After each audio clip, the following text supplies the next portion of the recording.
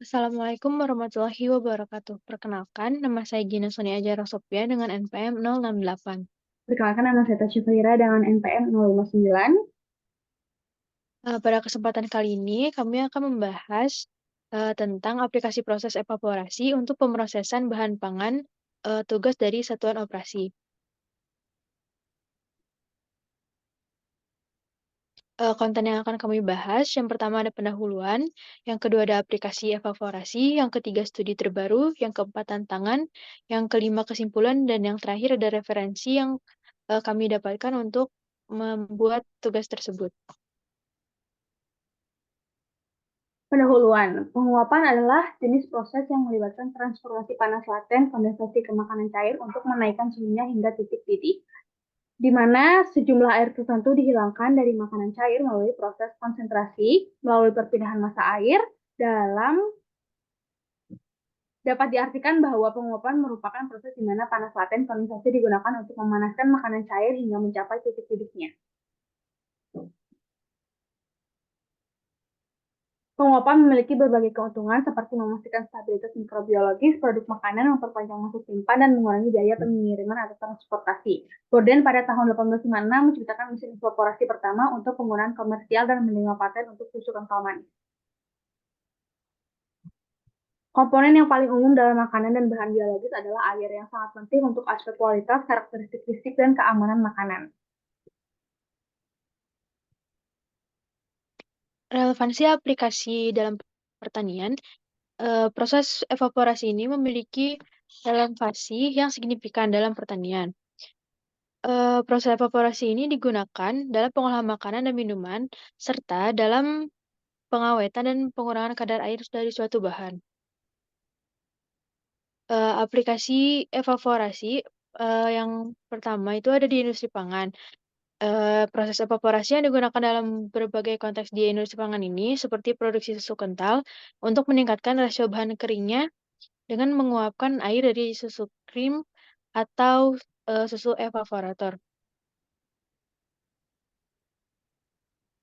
Kalau di bidang sektor pertanian, evaporasi ini tuh diterapkan dalam produksi gula, jus tebu, dan pengolahan produk tomat. Misalnya, dalam pembuatan pasta tomat, evaporasi membantu memecahkan enzim dan melakukan disinfeksi mikroba sambil meningkatkan kualitas sensoriknya. Dengan berbagai aplikasi ini, proses evaporasi menjadi elemen kunci dalam industri pangan dan pertanian, dalam membantu meningkatkan efisiensi, kualitas, dan ketahanan produk. Studi terbaru, analisis proses penguapan nira pada evaporator stasiun penguapan pabrik gula. Studi terbaru, analisis proses penguapan nira pada evaporator stasiun penguapan pabrik gula. Dari jurnal ini, kami membahas mengenai apa pentingnya evaporasi dalam pembuatan nira menjadi suatu produk berupa gula.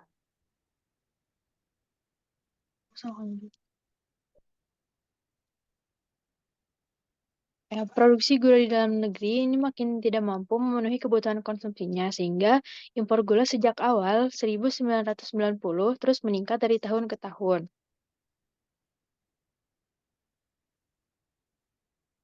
Metode Eh, penelitian yang dilakukan ini tuh secara langsung dengan cara wawancara terhadap pembimbing lapangan, mandor, dan pekerja pada stasiun penguapan pabrik gula tersebut. Dan kita menghasilkan analisis data yang diperoleh dengan mengukur variabel proses penguapan di stasiun yang meliputi suhu, tekanan, dan proses evaporasi.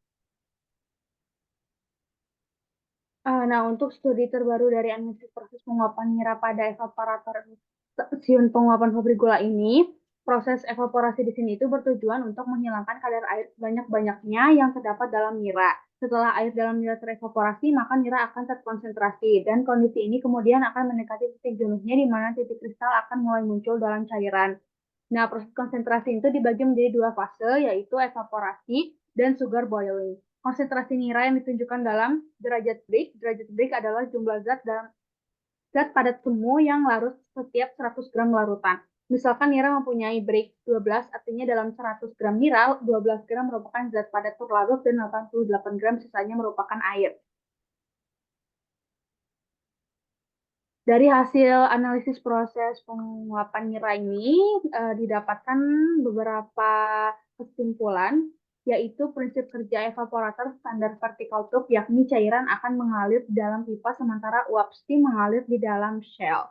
Nah, yang kedua adalah dari data yang didapat pada saat penelitian dapat diketahui bahwa dengan penggunaan uap bekas dengan tekanan dan temperatur yang ada pada data untuk proses evaporasi dapat dinyatakan efisien karena presentasi break yang didapat melebihi presentasi break yang dibutuhkan. Untuk lebih mengefisienkan proses penguapan dapat dibantu dengan uap baru yang dicampurkan dengan uap baru.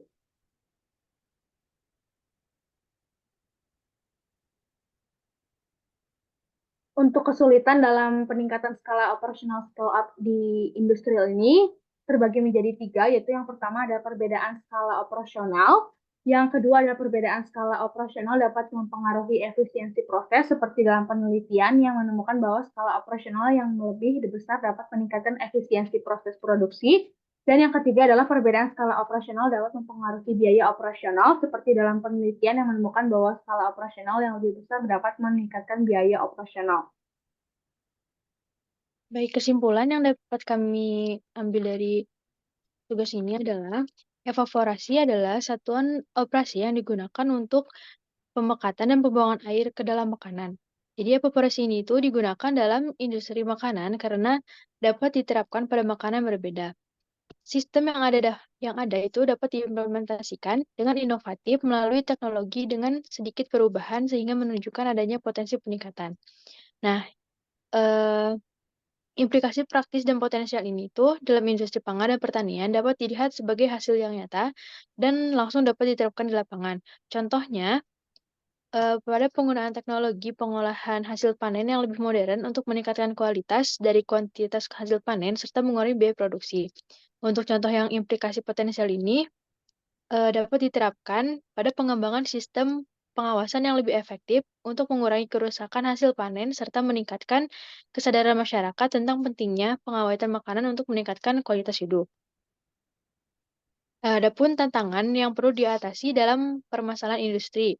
Yang pertama ada keterbatasan teknologi, yaitu teknologi yang di industri pertanian dan pangan ini memerlukan teknologi yang lebih modern dan efektif untuk meningkatkan efisiensi produksi dan kualitas hasil panen. Tantangan ini itu dapat diatasi dengan cara mengembangkan teknologi yang lebih inovatif dan mengintegrasikan teknologi yang telah ada dengan cara yang lebih dapat diatasi mengembangkan program edukasi yang lebih efektif dan meningkatkan kesadaran masyarakat melalui media massa dan kampanye. Yang kedua itu ada keterbatasan dari infrastruktur. Di industri ini tuh harus memiliki infrastruktur yang lebih baik untuk meningkatkan efisiensi produksi dan kualitas hasil panen. Yang ketiga ada keterbatasan dari sumber daya. Di sini tuh kita memerlukan sumber daya yang lebih banyak dan lebih efektif untuk meningkatkan produksi dan kualitas hasil panennya. Yang keempat ada keterbatasan kesadaran dari masyarakat.